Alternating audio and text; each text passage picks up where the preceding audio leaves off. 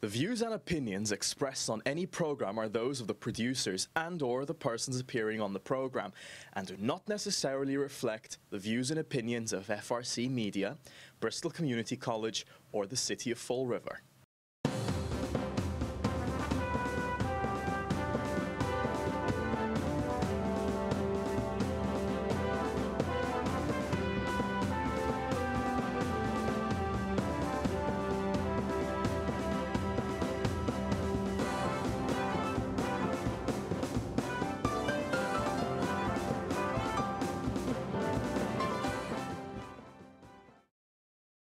City Straight Talk. I'm Chip.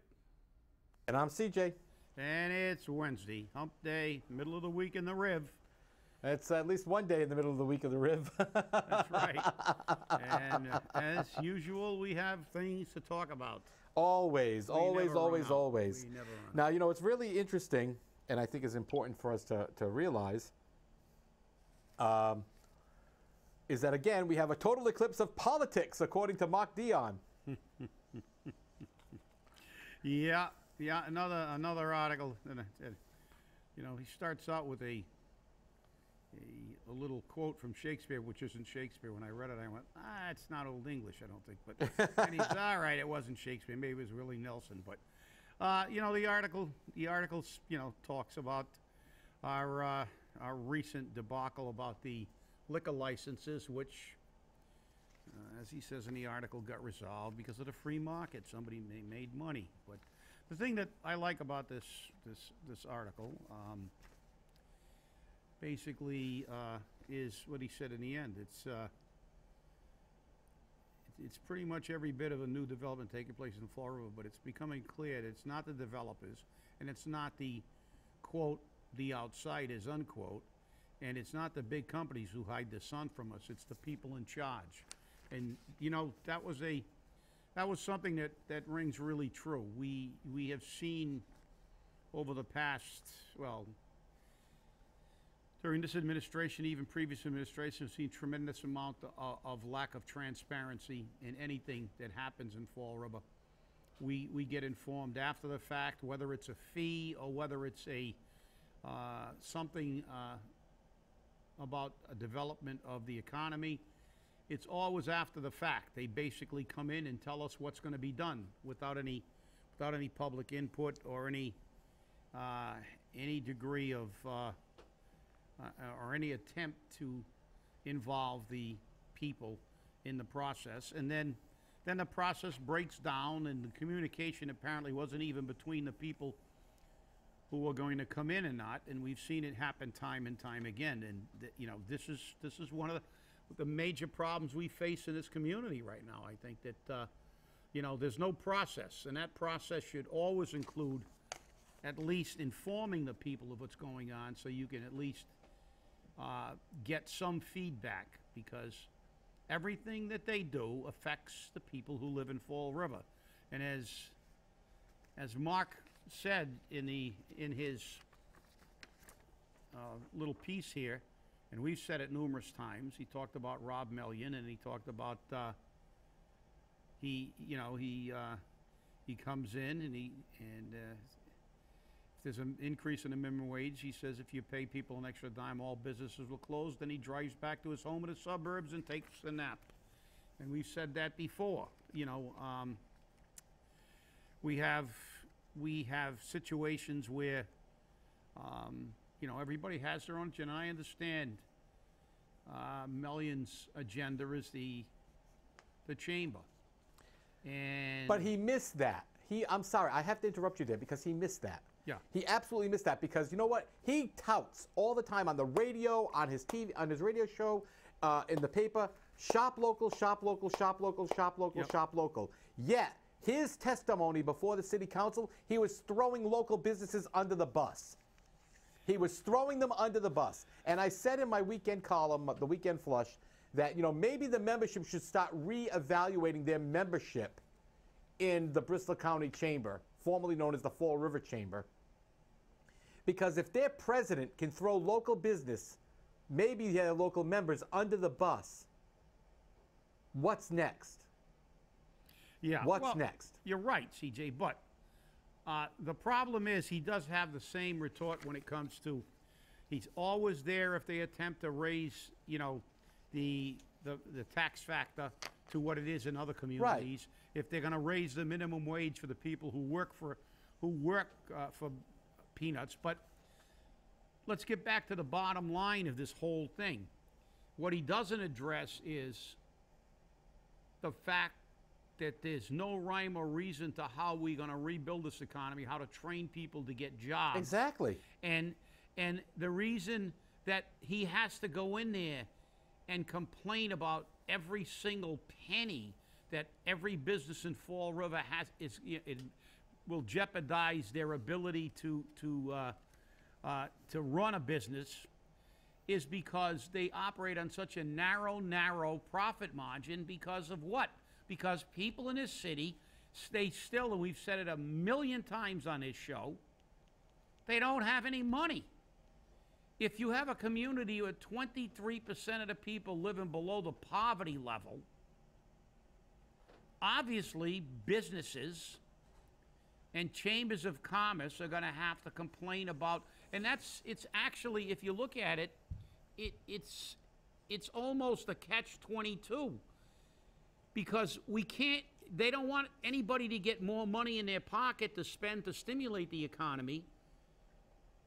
But the lack of money is the reason that these businesses are operating on a shoestring in the city of Fall River. I mean, why does Newton, that has 2,000 less people than Fall River, have 10,000, that's what I said, 10,000 more businesses? And that's not my stat. That came from the United States Census Bureau. They're not credible. So they have 10,000 more businesses than we do. Exactly. Why? They got money. Why? Well, we've said it how many times? We've said it in front of the council. We've said it on our show. But then they come in, and he's forced to take a position which is fundamentally in opposition of curing the problem that he's trying to cure. Right. Because if he gave people a pay raise, they might actually have money to spend in these businesses and give them a higher profit. So, I mean, this is the whole thing. When I read things, I read stuff like this, it just makes me crazy, because we've been doing this over and over again. It's like, you know, most children, when they put their hand on a stove and burn it, that's the last time they do. But the children that run our government today, they just keep putting their hands on until they burn their hands off, and then they start burning their forearms off. Yeah, because even the Shriners can't help them. I mean, it's just crazy. I know. You know? And of course, 48 shell casings around a street doesn't help businesses either. No, of course not. Of course not. But, you know, the thing that gets me, and you know, is the fact that no matter how many times you talk to this city council, they don't listen. This man is not from Fall River. And they waive the rules for him every single time. Every single time. The last time they didn't waive the rules for him, I gave him a lot of praise, if you remember correctly, because they gave him 3 minutes like they gave everybody else. And he was very upset. And he was very upset about it. Well, you know what? He should have gotten 3 minutes like everybody else. Now, they waived the rules for everybody this past city council meeting. So again, they did it with fairness, and I cannot fault them for that. And we saw the result of that. It turned the meeting into total chaos. People just turned it off. They were tired of listening to the same thing. And we even had city councilors having to leave the room to probably take energy drinks to stay awake. Exactly. And, you know, and then he used to, you know, when he used to come in, their excuse was always, well, he's talking about Fall River. But it's no longer the Fall River Chamber of Commerce. That's right. It's the Bristol County Chamber of Commerce. That's right. So he's not there representing Fall River. He's representing the entire county. So realistically, if he wants to talk on Fall River specific issues, he should ask for a waiver of the rules. And the reality is, the council should be well aware if they waive it for him, they're going to have to waive it for everybody else. And we see what the result of that was in citizens' input. When we have something so controversial, we get back to that issue about not being transparent. You know, when Cohen and the developers got up there and they waived the rules, It's only my opinion, but I mean, I think that Sean Kadim, as the president of the council, should have realized where this was going. Yeah, he should And he have. should have said, gentlemen, with all due respect, you know, we want to give you as much time as you need to explain your position because we appreciate the fact that you're investing in our community. However, you know, this is citizens' input. We can't have a 4 or 5 hour citizens' input, you know, and then run the meeting effectively because if we waive it for you, we're going to have to waive it for all opposing opinions. And it's going to end up, so why don't we just reschedule you for a night, and we'll have a public hearing on the issue, and the public can weigh in, and everybody can have as much time as they need. But they don't want to do that because that means they'll have to come in another night and spend 7 or 8 hours in there. But that's the way. But not only that. Remember, Kathy Ann wanted that done that night. That's right. She wanted that done that night. Yeah, well, you know. And so did the mayor. He wanted it done that night. The master of misrepresentation, wants everything done that night because she doesn't want to get questioned. People could prepare. But that's the way it, you know, in my opinion, that's the way it should be done. And the people in the community should have a right to look at the issue, be able to go up there and weigh in too. Obviously, the developers have their side. The businesses that this liquor license will affect and impact have their issue. But how about the general community's input? You know, I mean, how about the people who live in the South End? How about the people who you know, who want to go shopping there? Maybe the average person doesn't want a liquor store next to a movie theater that sells liquor because they don't want, you know, they don't want to have to deal with people, you know, half in a tank while they're going into Market Basket. I don't know. You know, but it depends on.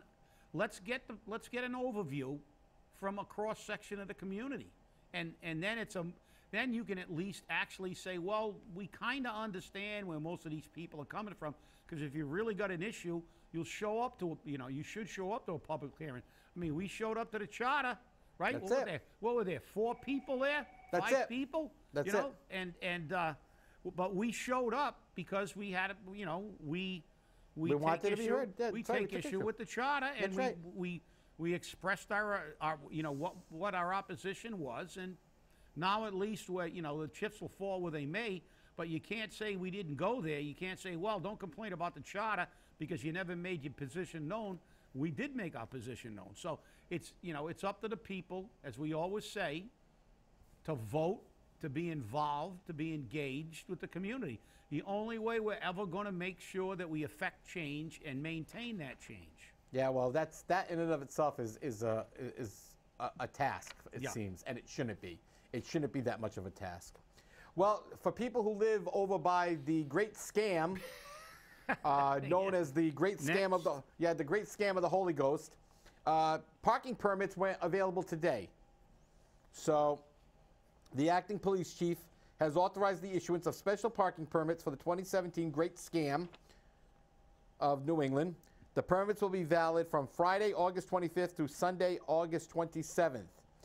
Residents eligible for permits are living on Bradford Avenue, numbers 380 through 651, and Middle Street, number 517 through 685. Between Broadway to South Main, also Eagle Street, number 289 to numbers 303, Fountain Street, number 311 through 358, and Mulberry Street, 358 through 384. Between Bradford Avenue and Division Street, numbers 369, 381, 451, and 509 only. Parking permits will be distributed by Captain Furtado on Wednesday, August 23rd from 2 to 6 p.m. at the Fall River Police Department mobile command post located in Upper Kennedy Park. So, like, this is where your tax dollars are going, people. And remember, this same parking permit thing 30 years ago or so, or less, resulted in the death of a police officer. Yes. And this great feast never paid for that either. So, the great scam, as I like to call it. The police are there and you're paying for it. So if you're Jewish, if you're Buddhist, if you're Muslim, if you're Baptist, or remember, devil worshiper, or whatever. That's right, whatever. Whatever. Your tax dollars are paying for this. If you're an atheist, your tax dollars are paying for the support of a religion. Your mayor is pandering to a religious organization, a religion. endorsing it in violation of the Establishment Clause of the U.S. Constitution and the Massachusetts Constitution. What next? A fireworks display? Yes, there is. Summer? What that could happen? Oh, what? That's right. It is happening. And it's happening on Saturday Happening on Saturday. at Lower Kennedy Park. You know, we know. You know, we look, but we got to give him credit. He is breaking new ground.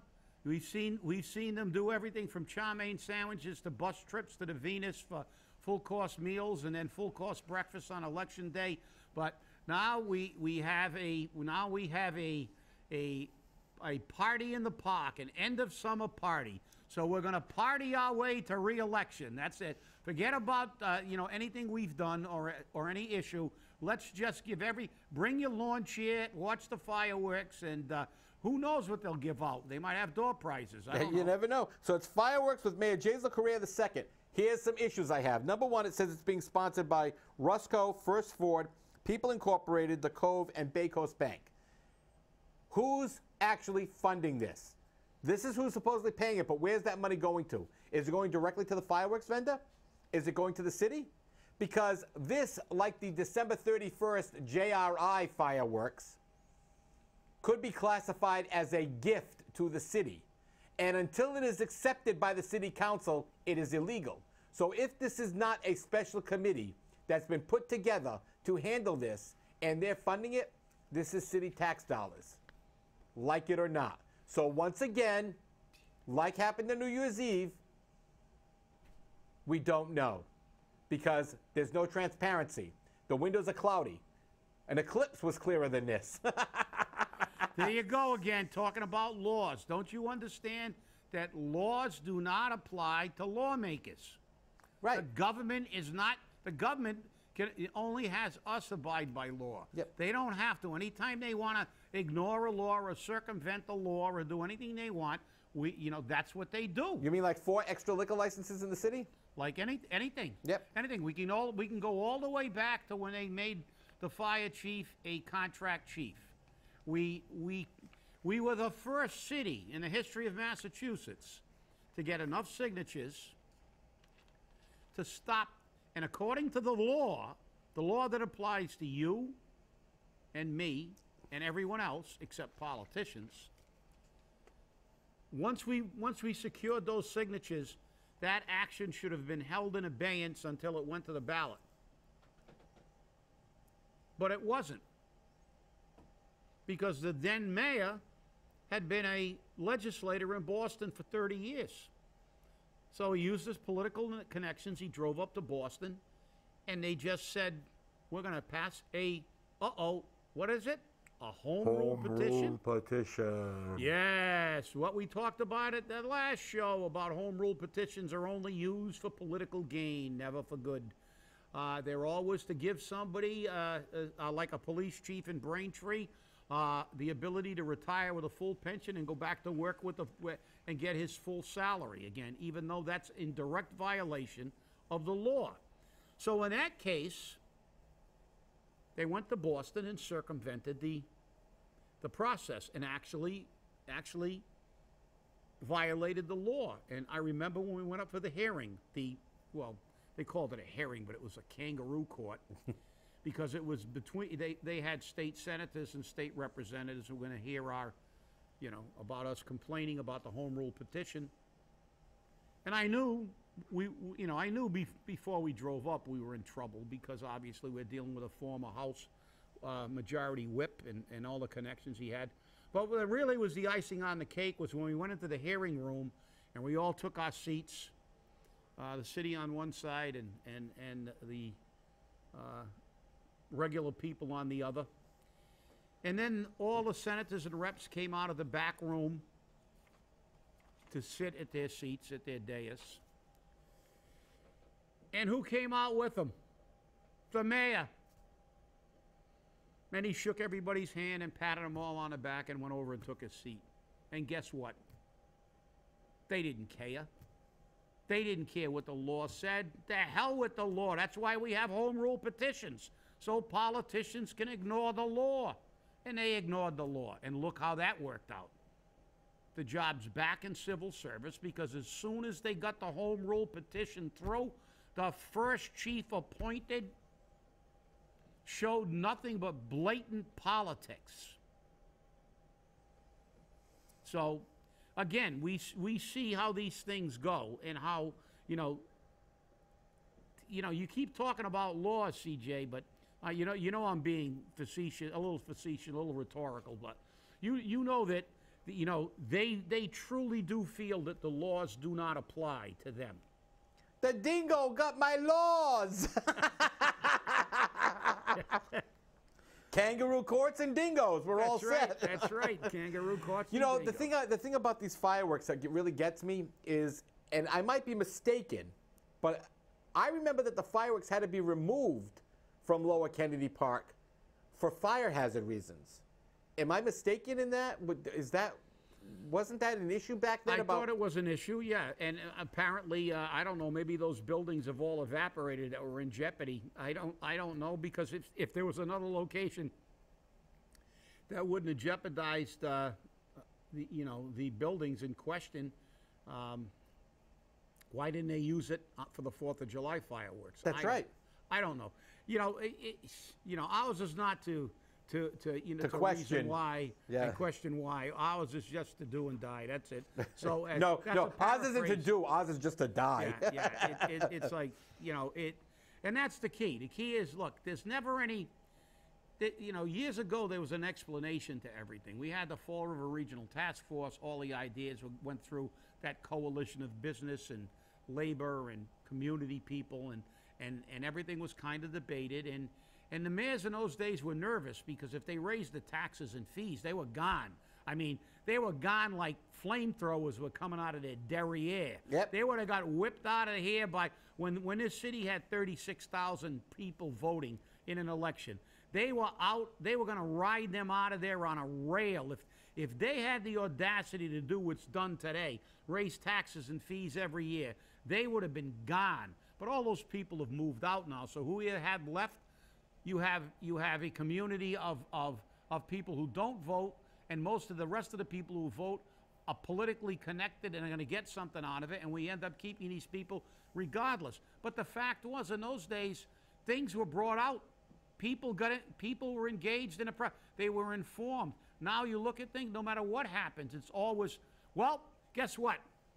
We're going to have purple bags. Here they are. Oh, the hell with the council. We're going to go through the Board of Health. Oh, we're going to put a $10 fee on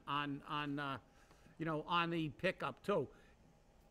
Any discussion? No. It's a proclamation. It's like the king.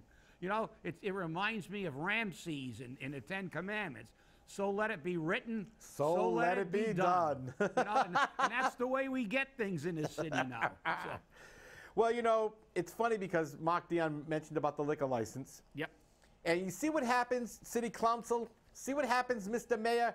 When you let the free market work, the problems resolve themselves. This was that CEA out of Cambridge didn't want to pay more than $300,000 for a liquor license. Well, guess what? Not going to happen. There are no liquor licenses available. Automatically, supply and demand. You want it, I have it, you're going to pay me for it. That's the way it works. But it's amazing how many of the zombies, you zombies out there that this mayor can do no wrong, you zombies, you are all ready to throw the city council under the bus for not passing the home rule petition. Now, I want you to think about this. What if you owned that liquor license? What if you had that liquor license? And they're going to just issue them via home rule petition. And your license is now worth crap because of this. You'd be upset then too, wouldn't you? But you were complaining about all the businesses that came out in opposition to this. They were protecting their livelihood. They were looking out for themselves, just like you do every day. Just like you watch out for your boy emperor. Yeah, well, it becomes as we've said, it becomes a way to just, completely throw the balance of law out, because, liquor license, as you said, it is a free market. The price is fixed by the demand, and if you set a price, and if the guy really wants it, he's going to meet it, as what happened. There was a negotiation there. It wasn't, You know, they wanted 3,000, the other guy wanted 5. You know, it's so okay. So they bought it, but home rule petitions, as we said on a previous show, throws the whole thing out. Then liquor licenses. You've disturbed. Or one of our people who was in favor of Keynesian economics, we remember that. When the government intervenes in the economy, which doesn't work, and this again is an example, because let's look at this objectively. If a liquor license, which liquor licenses which are very expensive, and some people have been on waiting lists for Since 1998. For, 1994 on the other one, Right. the other one too. 94 and 98 were the two oldest. So we're looking at 19 and 23 years respectively. You can't sell your license for anything because why would somebody give you $5,000 for your license if he can slide the mayor a couple $1,000 and get a home rule petition? So, and then it also waters down, the actual market. Because, if we end up with a home rule petition and we end up with a liquor store on every corner, guess what's going to happen to a lot of the liquor stores? They're going to close. They're going to close. And their license won't be worth crap. That's one of the only growth industries. Liquor is one of the few industries that people will always scrape up a couple of dollars to buy some Thunderbird wine, or some MD 2020. or Wild Irish Rose or something like that. There's always somebody with a brown paper bag walking around. But the thing and they can is stand on the street corner with a sign saying, "I'm homeless. Give me money for booze." But even in Fall River, there comes a saturation point, Yep. and these liquor stores, they were there because they were truly concerned about it. It wasn't just about this thing. All those people walked up there, some of whom owned liquor stores in other areas of the city. But it wasn't about this particular one. It was about the entire concept Exactly. of what was happening. And that's what people missed, especially the zombies. Yep, exactly. Well, do any of you know what happens in 7 days? In 7 days. 7 days. Dun, dun, 7 days. Da, da, da. Yeah. Drum roll. The People's Debate. The People's Debate. And this is the first year that the number of questions coming in is so minute, it upsets me. Yep. Because I'm going to tell you, that just tells me that either A, you the voter don't care, or B, you the voter just feel that this is useless already, that nobody is going to do anything for you. Ask the questions. I don't want to have to sit down with our host, who is Rick Ribello, Bristol Community College communications professor, with Chip, and with some other members of FRG TV and FRC Media and other outlets to get some questions posed to these candidates. I want the questions to come from you, the people. We don't do this because we get something out of it. It actually costs us money. Yeah. And as CJ said, look, we have not had a debate yet where we had to put in one question. That's right. We always had, and that's what I feel is really what makes our debate different, that the questions have always come from the people and not from the people who put on the debate. So I think it's important. So let's get on the bandwagon here. Submit your questions. Don't be bashful, and send those questions to debate@scstonline.com. That's debate@scstonline.com. Because unless you do it, we're not going to know. And remember, only you can make a political candidate uncomfortable if you put in the right question. That's right. Hey, have a great day. We'll see you on Friday. And send your questions in to debate@scstonline.com. Have a great day. See you Friday.